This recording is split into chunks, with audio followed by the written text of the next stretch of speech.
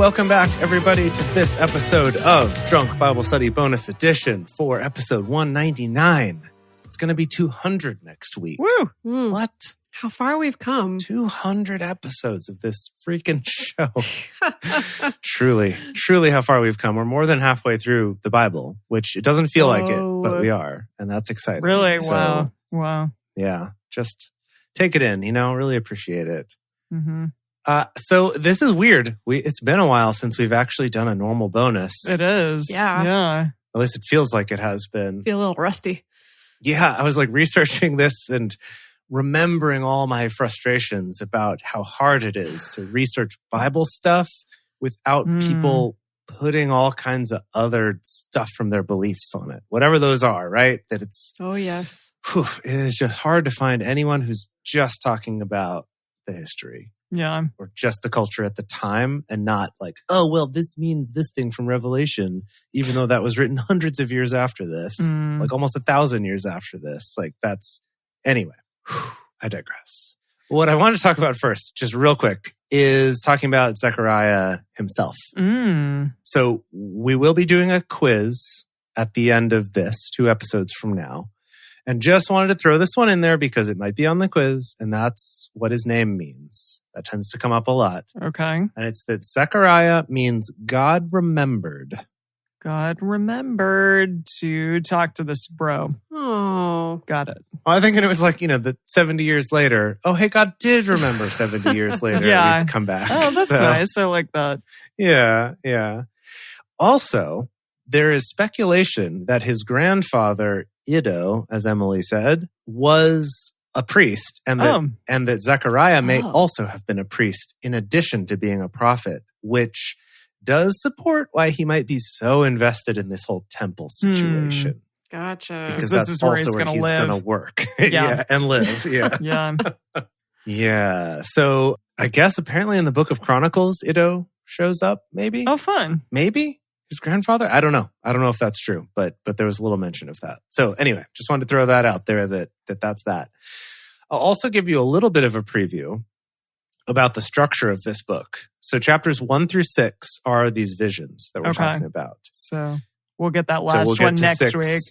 Next time. And then 7 and 8 are a couple years later. Whoa. And that's kind of a dialogue between Zechariah and the peoples, where the peoples are asking clarifying questions from Yahweh, and Zechariah tries to go to Yahweh to ask those questions and get some answers. And then chapters 9 to 14, so the last 5 chapters, are 2 oracles, is what they're called, which I guess is kind of outlines of look, this is how it's going to be. Interesting. So that's kind of what we have to look forward to in our next 2 episodes. Exciting. So I won't go into it too much because we'll have another bonus where we can talk about this a little bit more, and maybe we'll get into it more in the episode next week too. But just wanted to throw that out there.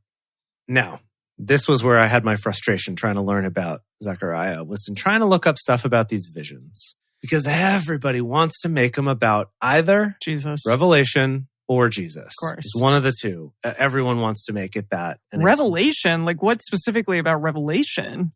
Well, yeah. So one is the horsemen. Of course, the 4 horsemen. The 4 horsemen, right? Red, people brown, see that parallel and they go, white, and something else. Red, brown, maybe white. Another red. Yeah. Okay. So one, basically, so someone asked on Hermeneutic Stack Exchange, hey, so are these horses the same or similar to those horses? And basically this person responded of well, if we're going to look at this, first of all, we don't know exactly how many horses are in Zechariah, but we do know there's more than one of each color. Also, the horses are not... Horse of a different color. Mm-hmm. The horses are not sealed, and also these patrol the earth and don't bring suffering, but just observe it and say everything's cool. So no, you idiot. Of course they're not the same. Jeez. That's basically the conclusion of Jeez. what they're saying here. Got it. Sounds like the internet. Yeah. Yeah, pretty much. No, this person was much more polite, but Got it. That's how I read it. It's funny that you use that phrase, horse of a different color. For some reason, that phrase popped into my brain earlier today, and I was like, I don't think anyone's ever going to use that phrase ever again. I probably shouldn't use it. Little did you know. And here little it did is. you know. Beautiful. This was perfect for it. Incredible. So also, this is wild. And this is actually a question that we had, is that, so in Revelation, I guess, there's 4 horsemen who are riders on horses coming about doing shit. In this person brings up the fact that in Zechariah, it is not clear that there's actually any riders on these horses, or if the horses themselves are talking in response to this question. What? Oh, so the horses are having a conversation? Yeah. Another theory is that they could be just horse-shaped angels. What? It's also an option. Yeah. It's a good thing Will Arnett has such range. Yeah. Truly. Wow. Okay. Truly. BoJack Horseman as an angel. And that it's going to be in a dream sequence. I think it works on a lot of levels okay. to have Will Arnett be these horses. So anyway, that's... I would love to see what Christopher Nolan does with this. Yeah. He'll definitely have some cool action scenes in super slow motion somehow in all of this. And like worlds folding back in on themselves. So the other vision, I looked at a few of the different visions. The other one I looked at was the 2 olive trees and the lamp. And kind of what's that all about? And basically, because there's that line saying that the 7 lamps coming off of the bowl are Yahweh's eyes, that basically they're like, no, dude, the lamp's Yahweh. It's just Yahweh. Oh. Those are his eyes. Okay. All right. And so I'm imagining that each lamp, like the flame part, is like an Eye of Sauron kind of a situation, you know? Yeah. So that's that. But the 2 trees, there's basically 2 prevalent theories. There's a third less prevalent theory. So the less prevalent theory is that the trees are like goodness and evil, but most people are like, nah, I don't think it's that. The main theory that most people seem to believe is that those 2 trees are Zerubbabel and Joshua. Basically, that they're the 2 people kind of feeding the lamp, like the holiness, with their oily olive tree-ness. And, you know, that oil into the bones, that classic celebrity treatment. And then the other theory, and this one I think is fun, is that the 2 trees are Haggai and Zechariah. Okay. And that they're like, we're actually the ones fascinating putting the burning oil of goodness all up in everybody and reigniting our flame of Yahweh or something like that. Okay. Wow. And then, just before I pass it off, the last thing is that I wanted to remind us of the fact that, so in a lot of the stuff I was reading, people talk about messiahs and stuff like that, especially when they're talking about connections to Jesus. Like that man going around with the measuring tape maybe was supposed to be the Messiah. But I wanted to remind us that back before, when there were prophecies about a Messiah, it was very clearly spelled out that the Messiah at that time was Cyrus the Great. You're right. Cool. And he's the one who has freed them, which is why they're going back now at all. Oh, lovely. So like that is happening. Like Cyrus took over from the Babylonians. And so Cyrus, who's one of the Persians, is like, hey, when we take over states, we're going to, build a temple. We love that. I think that's super cool. We love your temples. Your design aesthetic, so cool. I love that you're updating it. Versus the Babylonians who were like, no, you can't do your religion. You got to be like us. Okay, that makes sense why they would see Cyrus as a Messiah. What I've been learning, though, so I recently have been reading this book called The Books of Jacob by Olga Tokarczuk. It won the Nobel Prize in Literature. I think that every time. It won the Nobel Prize in Literature, no big deal.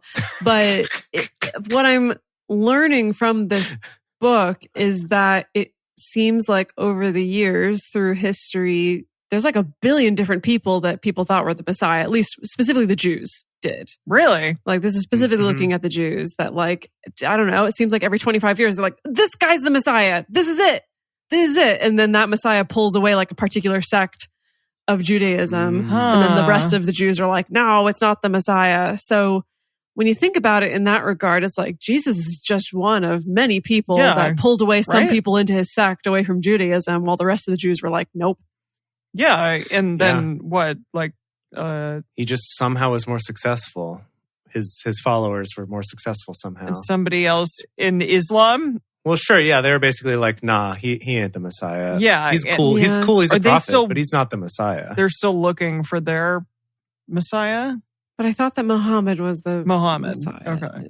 I thought he was just a prophet. I didn't think, is he the Messiah? I don't know. I don't know. This shows how little we know about. Listen to us knowing very little Yeah. about Abrahamic religions. But no, Yes. what I was saying Yeah. about Jesus is that he kind of hopped over the interreligion barrier where not only was he attracting some Jews, but also other folks as well. You know, once you get Constantine in the fold, then it just spreads like wildfire. And I think that was the difference from these other messiahs that some Jews in history have pointed to, is that Jesus, for some reason, was able to expand his brand. Wow.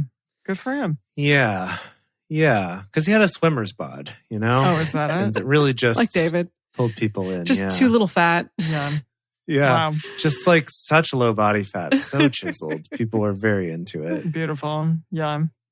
All right. I'm going to talk about the end of our readings today, which was Psalm 110. And this dude named Melchizedek. What?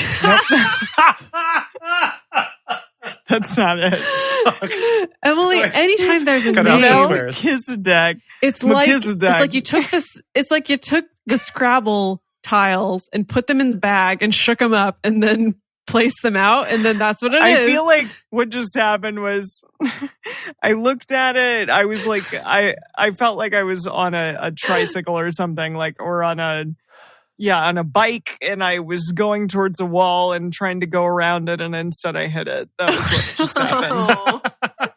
Because I'm looking at the IPA right here, and it's Melchizedek. Melchizedek. Yeah. Melchizedek. I like you put an extra L in there. Melchizedek. There it is. Something along those lines. Yeah, that dude, which I couldn't say and I still can't. But anyways, he is, quote, the king of righteousness, or my king is righteousness. That is what his name means. Oh, wow. And we've met him before. What? Yeah, in Genesis 14. What? Wow. So here it is. This is what was said in Genesis 14, 18 through 20.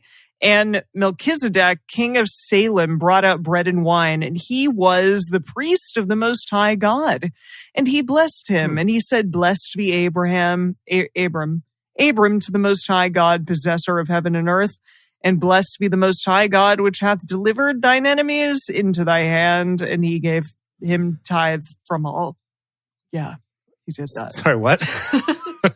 He gave him Could you tithe summarize from all. that? I don't know. He gave him like some bread and stuff, and he was like, "Yeah, you're cool, man. You're cool." So, Okay, good. yeah, he essentially like met the king of Sodom, which is interesting given, you know, Sodom and Gomorrah and all of those things later on. Right. Yes. So Okay, cool. we met him there long ago. And this is interesting. In Christianity, according to the Epistle to the Hebrews, Jesus Christ is identified as the high priest forever in the order of Melchizedek. And so Jesus Different assumes every time. Melchizedek.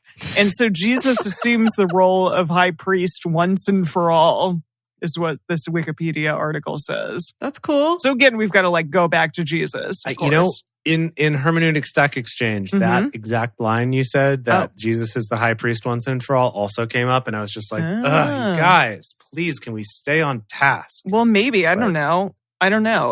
So, okay. He's in the Bible twice, and the second and final mention is in Psalm 110:4, which is what we just read. Oh, okay. And essentially, yeah, it says that a lot of people think that it can be interpreted various ways, but people think that it is, "You're a priest forever, a rightful king by my decree." You're a priest, Harry. Like that. Yes, you're a priest forever. But it's interesting. Again, yeah, I mean, it's essentially pointing to Jesus, but maybe not. I don't know. But they just want to talk about it as Jesus is the high priest forever, which is interesting. Is that the like highest thing? It to me, the prophet is like even above the priest, but maybe not. Or are they side by side?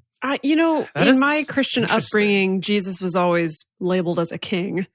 Okay, not even a high priest. But No, not a priest, really. You might even say the King of Kings and Lord of Lords. Some would say that. Potentially. I've heard that. Yeah.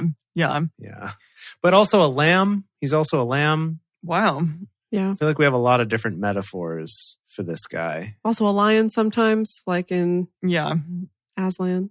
Oh, the Lion, the Witch, and the Wardrobe. Aslan. Yeah. Wow. Okay, Uh-huh. that was that was the thing. Wow. Yeah. But yeah, other people think in Judaism that this dude Melchizedek was a Canaanite chief Oh. and a priest in Antiquities of the Jews.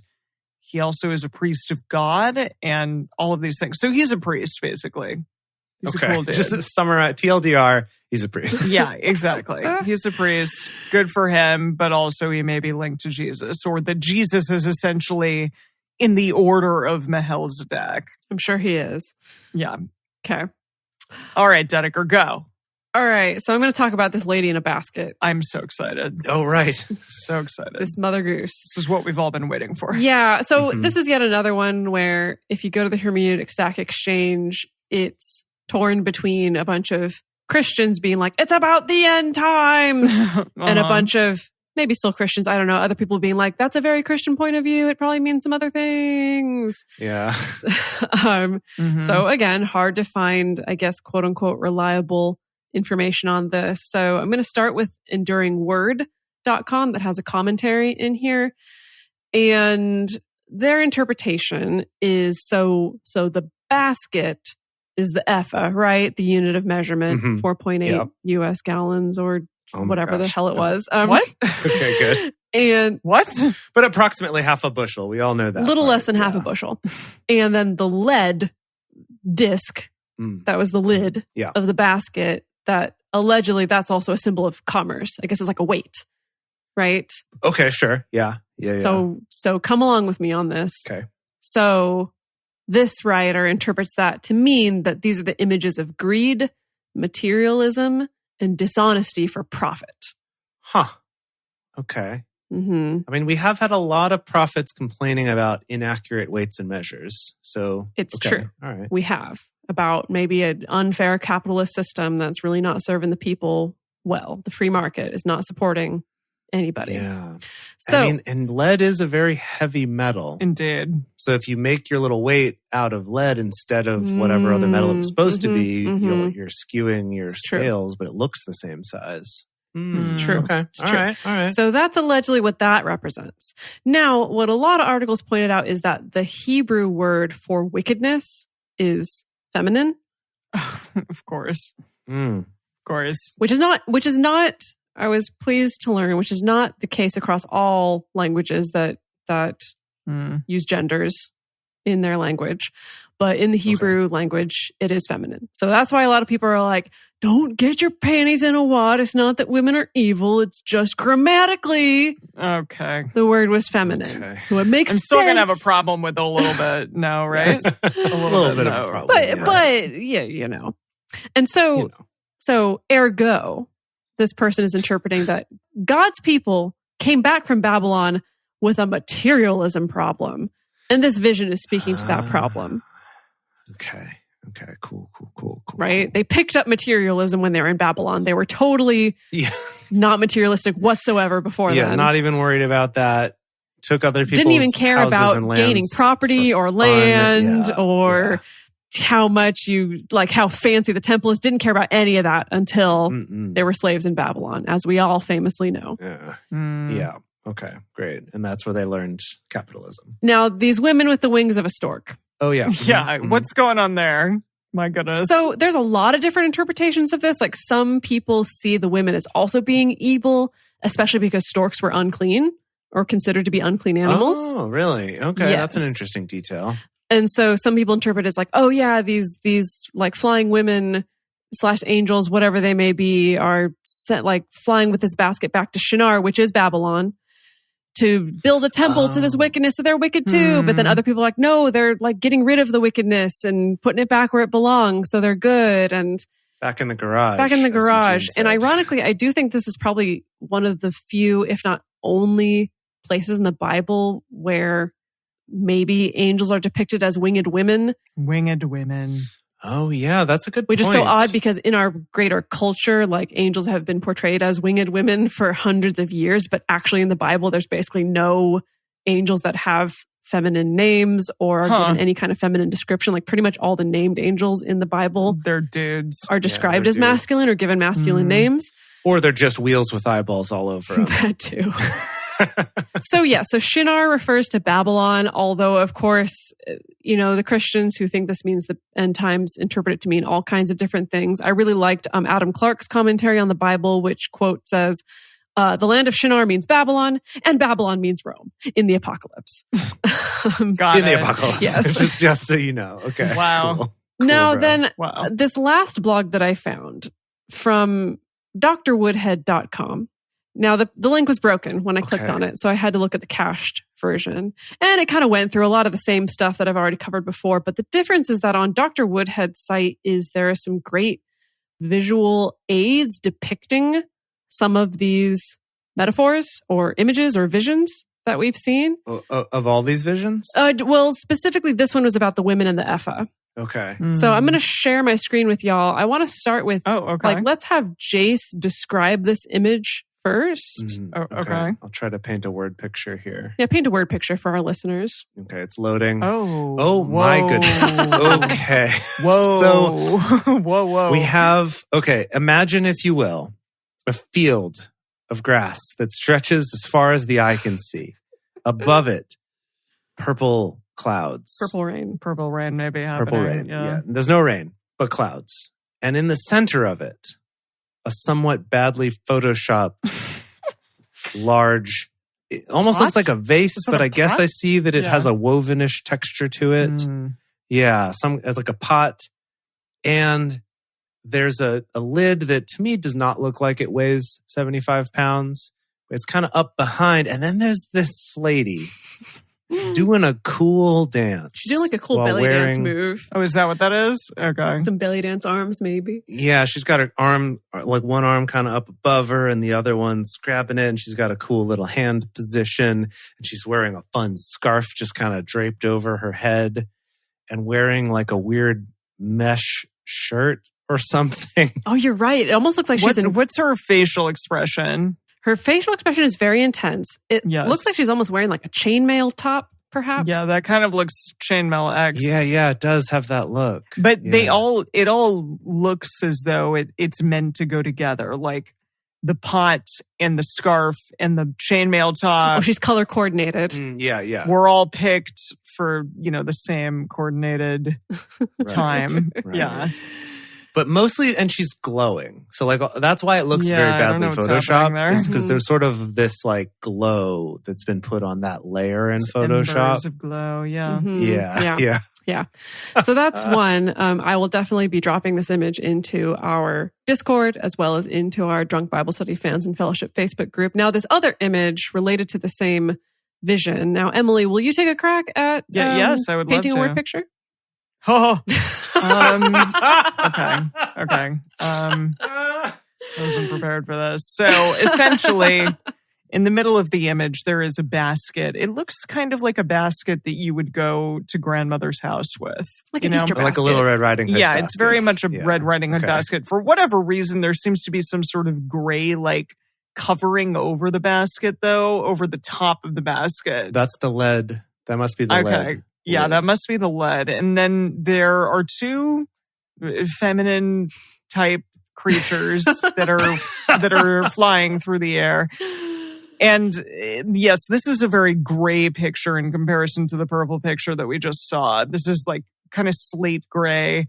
There are two women, and one is blonde, one is brunette, and they are holding this basket, and their wings, they are winged women. Their wings are kind of, for whatever reason, like right behind their necks, which I don't love. I don't know why that's happening. It seems like it should be coming. Yeah, I see on one of the women, it's not even really quite out of the neck. Exactly. Either. Like it's kind of more like at the base of her skull. At the nape of the neck. Yeah, it's very strange. And these... They almost just look like feathers, like big feathers coming out. Not even like a wing, but just a small feather. It doesn't look like this giant leaded thing or these women could be held up by these feathers. And yet it's happening. I like that one of them has like a messy bun a la 2009. Yeah. The other one is I don't know. I guess she's got like a ponytail situation going on. You can't really tell that she has bangs. They look very Second Life, like Second Life avatars. Yes. That's what I wanted to say. If you've ever seen what Second Life looks like, this is 100% two Second Life models and then like a badly designed low prim model of a basket that they're carrying. That's what Second Life still looks like to this day. Yeah. This image. Yeah, no. Go look it up. I just want to say also, like the dresses that they're wearing, they are not my favorite, but they sort of have, you know, some sort of, it looks like a mesh, like lace doily type situation going on. They're totally gray, but there's like a lace mesh doily situation, and then the bottom, like where the skirt would be, it just kind of looks like somebody got annoyed with the image and they were like, I don't know how to end this. I don't know how to like figure out this dress. Like, I'm just going to have like some sort of like, blah, blah, blah, like kind of. It looks like whipped cream to me. Yeah, kind of like whippy, like gray cream, which sounds really unappetizing. And that's the image. God. If you're having trouble following along, listener, I recommend going to check out the images that Dedeker's going to post in the Discord or in Drunk Bible Study Fans and Fellowship. The Discord's at discord.drunkbiblestudy.com or drunkbiblestudy.com/discord. They'll both get you the invite there. But go check it out and then listen to our description again and see how you feel about it. We'd love to hear your interpretation of these images. Gosh, the first one kind of reminds me of like Oregon Trail 2. Like I feel like Oregon Trail 2 would have an image next to that dry grass, that prairie grass. Yes, 100%. Where, but then you know it would have the like dun dun. And then you would like say, you have just died of dysentery or something. Like right next to this lady like coming up out of a basket. This pot. And she is the embodiment of the dysentery, I think. Dun dun. You ran into the Lady of Wickedness. Yes, 100%. Oh, yeah. Which is the worst. That's accurate. Wow. I'm going to go play some Oregon Trail now. I love that. God, that was my favorite version of Oregon Trail 2. It was just iconic. It's iconic. The favorite? Okay. That was my personal favorite. It was iconic. Love it. All right, everyone. Wow. Next week is going to be a marathon for us. You're going to get it one at a time, but we're really looking forward to it. If you want to do any of our fun times in person, please join us next week at twitch.tv/Drunk Bible Study. We will appreciate it so much because, we have a blast on these live shows. It's so great also to get to interact with our listeners. And I'm going to be super drunk by the end, probably. So, yikes. Because I've got 3 Jabiv drinks to get together. So, that's going to be a fun time. Looking forward to it. Great.